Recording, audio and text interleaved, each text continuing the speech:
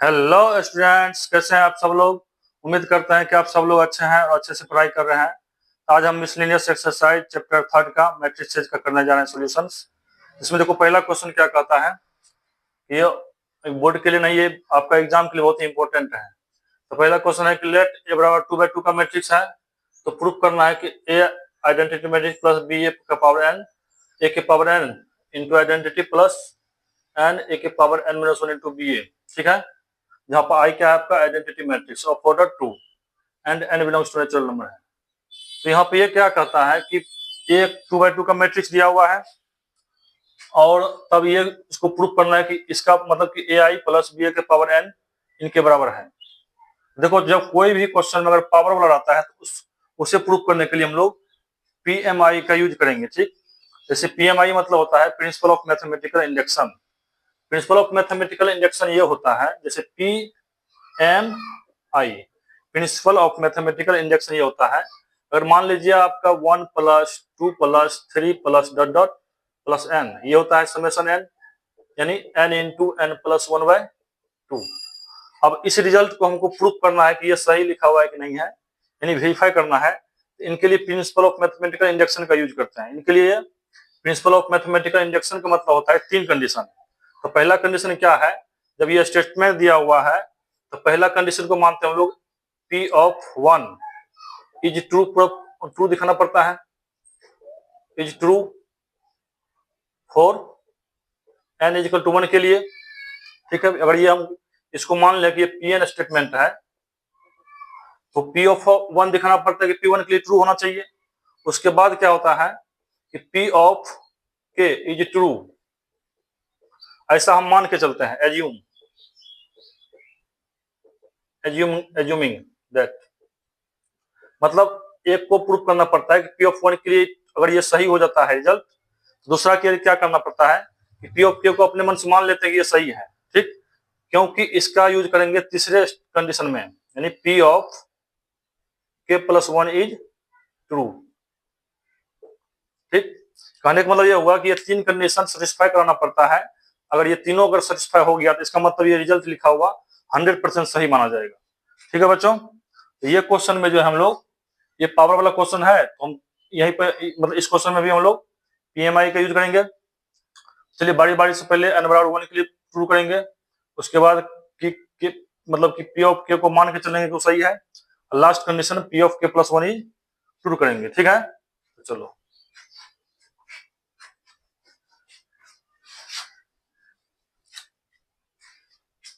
देखो यहाँ पर सॉल्यूशंस। एक मैट्रिक्स दिया हुआ है 0 1 0 0, राइट, 2/2 का मैट्रिक्स है। अब इसको प्रूव करना है तो मान लेते हैं कि वो एक स्टेटमेंट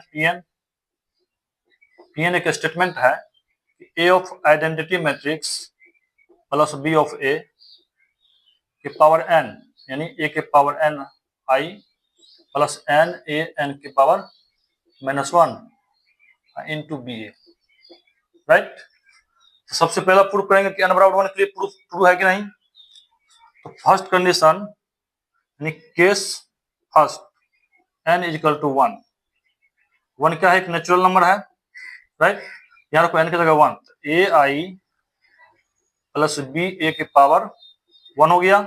यहाँ हो जाएगी a के power 1 into identity matrix 1 into a के पावर 1 - 1 बी ए। ठीक है, ये हो गया आपका ए आई प्लस, तो किसी संख्या के पावर 0 1 ही होता है आपका, ये तो हो गया आपका बी ए। देख लो यहाँ पर ये दोनों बराबर आ गया। इसका मतलब ये हो गया, इंप्लाई करेगा कि P ऑफ n का मान अगर 1 लिए तो इसके लिए ट्रू हो गया, दोनों बराबर आ गया। LHS और RHS बराबर आ गया, इसका मतलब P of 1 is true, right. चलो अब केस फर्स्ट हो गया। अब केस सेकंड को मान के चलेंगे कि P of k is true. मतलब सेकंड केस में हम मान के चलेंगे ये मतलब कि ट्रू है, ऐसा मान लेते हैं कि P ऑफ k ट्रू ही है। यहां हम कैसा कि माने हैं, एज्यूमिंग दैट। ठीक, जब ये ट्रू मान के चले हैं तो इसका मतलब यहाँ जो n है इसकी जगह क्या कर देंगे, तो क्या हो जाएगी ए आई प्लस बी ए के पावर के, ये हो गया ए के पावर के आइडेंटिटी मैट्रिक्स प्लस के ए के पावर के माइनस 1 बी ए। ठीक है, मतलब ये सही है आपका लिखा हुआ। चलो अब इसके बाद तीसरा केस आता है, केस थर्ड, इधर लिखते हैं, बहुत जगह है। केस थर्ड, तो केस थर्ड में हम लोग क्या करते थे कि n इजिकल टू के प्लस 1 के लिए ट्रू करना पड़ेगा। तो चलो, तो इसी रिजल्ट में मतलब कि ये पीएन वाला में रख दीजिए के प्लस 1, यहाँ n की जगह के plus 1, A F identity matrix plus B A के पावर हो जाएगी के प्लस 1।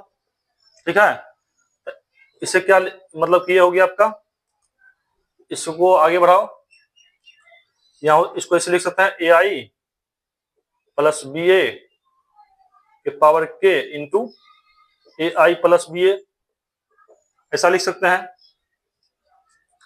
यहाँ देखो ये कितना हो गया, ए आई के पावर के का मतलब ये हो गया कि यहाँ देखो ए आई प्लस बी ए के पावर के, ये होता है इस सेकेंड रिजल्ट से। ये हो गया ए के पावर के आइडेंटिटी प्लस के ए के पावर के minus 1 B of A into A I plus B A. तो यहाँ देखो ध्यान से, इसको मल्टीप्लाई करो, इसमें ए के पावर के, यहाँ ए है, ए के पावर हो जाएगी के प्लस 1 ए आई, ए आई नहीं, आई गुना आई का स्क्वायर हो जाएगी। अब यहाँ देखो ये बी ए को इससे अगर मल्टीप्लाई करेंगे तो कितना आएगी, प्लस ए के पावर के बी आई, ए के पावर के हो गया बी ए आई। ठीक है, अब इसको मल्टीप्लाई करो, यहाँ ए है, यहाँ ए के पावर के माइनस 1 है। जब ऐसा रहता है ए के पावर के माइनस 1 इंटू ए, ये कितना हो जाएगा, गुना में पावर जुड़ जाता है, ए के पावर के माइनस 1 प्लस 1, ये 1 खत्म, ए के पावर के आ गया। यहाँ कितना आ जाएगी, मतलब कि के ए के पावर के बी ए, एक आइडेंटिटी मैट्रिक्स। ठीक, अब इसको इससे भी मल्टीप्लाई करना है तो कितना बचेगा, के ए के पावर के माइनस 1, के ए के पावर के माइनस 1 बी ए, तो बी स्क्वायर इंटू ए स्क्वायर। राइट, अब देखो यहाँ पर, और ये यहाँ पर अगर यहाँ पर देखो ए स्क्वायर का जो वैल्यू निकालेगा, यहाँ से अगर ए स्क्वायर निकालेंगे कितना आता है, 0 1 0 0 0 1 0 0, ये आ जाएगी जीरो मैट्रिक्स, गुना करने पर यह आ गया जीरो मैट्रिक्स। इसका मतलब ये जीरो मैट्रिक्स है, ये तो जीरो हो गया, ये ओवरऑल जीरो हो जाएगा। यहाँ देखो, और ए आई तो कोई भी मैट्रिक्स में अगर आइडेंटिटी मैट्रिक्स से मल्टीप्लाई करेंगे तो वो मैट्रिक्स यही आएगा, यहाँ पर ए ऑफ आइडेंटिटी मैट्रिक्स बराबर ए हो जाएगी। तो चलो लिखो यहाँ पर ए के पावर के प्लस 1, और देखो आइडेंटिटी मैट्रिक्स और आइडेंटिटी मैट्रिक्स का स्क्वायर एक आइडेंटिटी ही आएगा, कोई भी आइडेंटिटी मैट्रिक्स का स्क्वायर वो खुद ही मैट्रिक्स आता है, आइडेंटिटी मैट्रिक्स आता है। ये तो हो गया आपका आई, ये कितना हो गया ए आई मिलके बनेगा ये ए के पावर के बी ए, ये हो जाएगी के ए के पावर के बी ए।